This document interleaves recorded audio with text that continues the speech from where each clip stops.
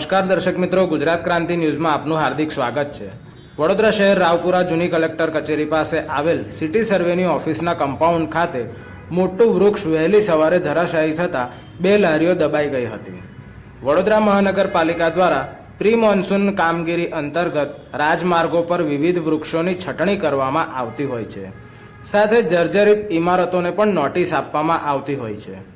પરંતુ વડોદરા મહાનગરપાલિકા પ્રી મોન્સૂનની કામગીરીમાં નિષ્ફળ ગયું હોય તેવું લાગી રહ્યું છે, કારણ કે વરસાદ દરમિયાન અનેક વૃક્ષો ધરાશાયી થતા હોય છે।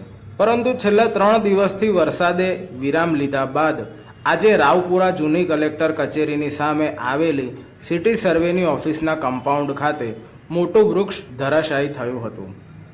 વૃક્ષ ધરાશાયી થતાં ત્યાં ઊભી રહેલી લારીઓ દબાઈ ગઈ હતી। ઝાડ પડવાની ઘટનાની જાણ ફાયર વિભાગને કરાતા ફાયર વિભાગની ટીમ ઘટના સ્થળે પહોંચીને ઝાડને હટાવવાની કામગીરી હાથ ધરવામાં આવી હતી।